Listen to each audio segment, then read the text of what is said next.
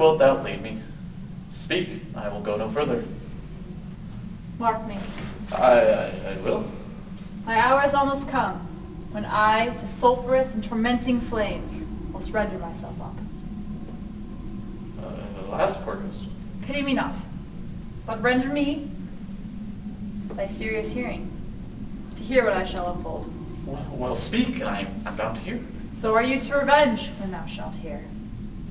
What? I am thy father's spirit, bound for a certain term to roam the night, and by day, confined to fasting fires, till the foul crimes done in my days of nature are burnt and purged away. But that I am forbid to tell the secrets of my prison house, I could a tale unfold whose lightest word would harrow thy soul, freeze thy young blood, make thy two eyes like stars start from their spheres, thy knotted and confined locks to part, and each particular hair to stand on end like quills upon the fearful porcupine. But this eternal blazon must not be to ears of flesh and blood. List, list, oh list, if thou didst ever thy dead father love. Oh God! Revenge is foul and most unnatural murder. Murder? Murder most foul, as in the best it is, but this most foul, strange, and unnatural.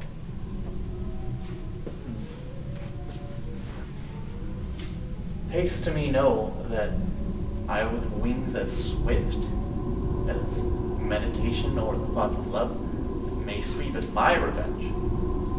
I find the act. Duller shouldst thou be than the fat weed that roots itself at ease on leafy wharf. Wouldst thou not stir in this? Now, Hamlet, hear.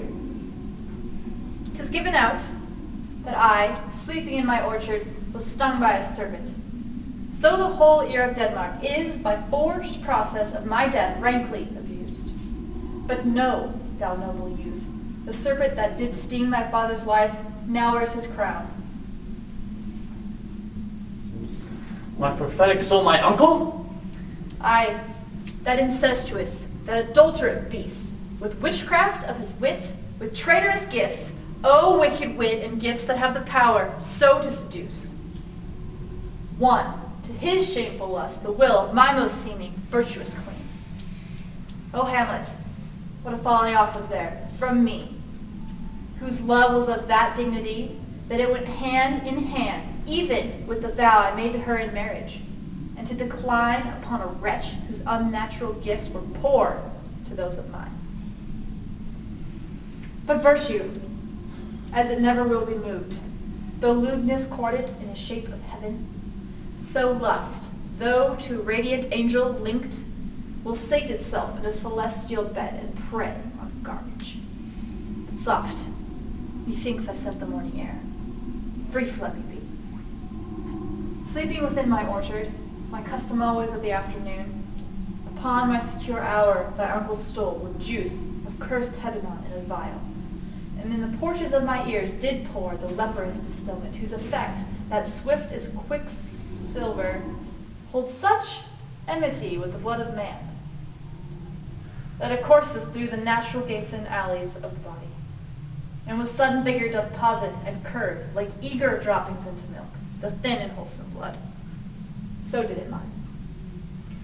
And a most tedder barked about, most laser-like, the vile and loathsome crust my smooth skin. Thus was I, sleeping by a brother's hand, of life, of crown, of queen, at once dispatched, cut off even in the blossoms of my sin, unhouselled, disappointed, unanelled, no reckoning made, but sent to my account with all my imperfections on my head. Oh horrible, most horrible. Thou hast nature in thee buried not. Let not the royal bed of Denmark be a couch for luxury, a damned incest. But howsoever thou pursuest this act, taint not thy mind. Let not thy soul contrive against thy mother. Leave her to heaven, and to those thorns that in her bosom lodge and prick and sting her. Fare thee well at once. The glowworm shows the mountain to be near, and gins to pale as an effectual fire. Adieu. Adieu. Remember me.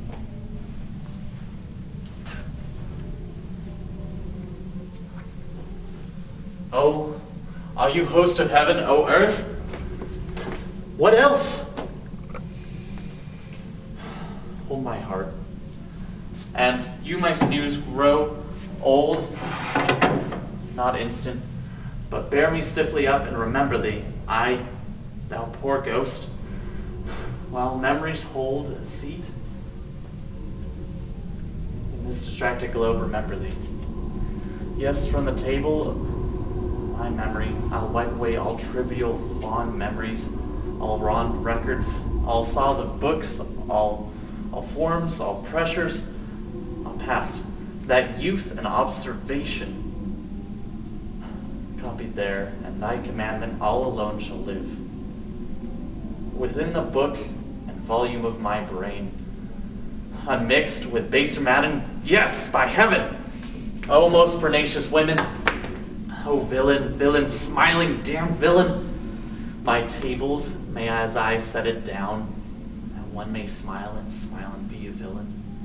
At least, I'm sure, be so in Denmark. So, uncle, there you are. Now my word. Is it adieu, remember me? I've sworn it. My lord, heaven secure him. So be it.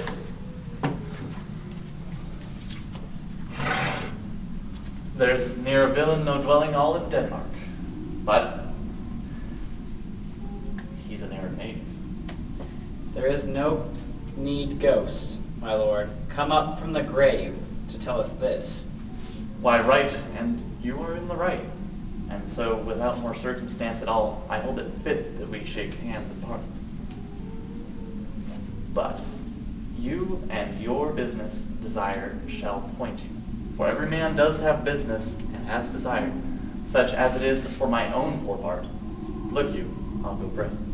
These are but wild and whirling words, my lord. Well, I'm sorry they offend you heartily. There is no offense, my lord. Yes, by St. Patrick, but there is Horatio, and to much offense too. Touching this vision here is an honest ghost, but let me tell you, for your desire know what is between us, or master as you may. And now, good friends, as you are friends, scholars, and soldiers, give me one poor request. What is it, my lord? We will. Never make known what you have seen. We will not, my lord.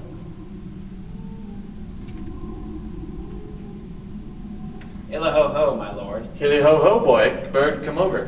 What news, my lord? Oh, wonderful. Good, my lord. Tell it. No, you'll reveal it. Not I, my lord, by heaven. How say it then, what heart of man once thinketh? But then you'll be secret. I, by heaven, my lord. Nay, but swear it. I swear it, my lord. Upon my sword? Indeed, upon my sword, indeed. Swear. Ha, ha, boy, say'st thou so? Art thou there, true pen? Come on. You hear this fellow in the cellarage. Consent to swear. Propose the oath, my lord. Never to speak of this, as this you have seen. Swear by my sword. Swear. Hic et ubique. Then we will shift our ground. Come hither, gentlemen. Now, lay your hands upon my sword, and swear by my sword never to speak of what you have heard. Swear by his sword.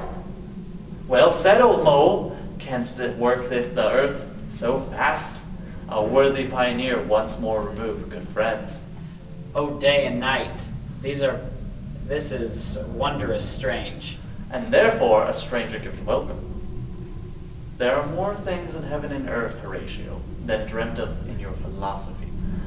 But come, here as before, never to help you so mercy, how strange or odd or soe'er I bear myself. As perchange I hereafter small shall think meet to put an antic disposition on, that you at such times seeing me never shall, with arms uncovered thus, or this head shake, or by pronouncing of some doubtful phrase, as Well, we know, or we could if we would, or if we could list to speak, or there be an if they might, or ambiguous giving out to note that you ought to be me. Thus not to do. So grace and mercy are your most need help. You swear. Swear. Rest for Jude spirit. So gentlemen, with all my love, I do command me to you, and what so poor a man as Hamlet is may do, to express his love and friendship to you. God willing, shall not lack. Let us go on together. And still your fingers on your lips, I pray that the time is out of joint, O cursed spite, that ever I was born to set it right. Nay, come, let us go together.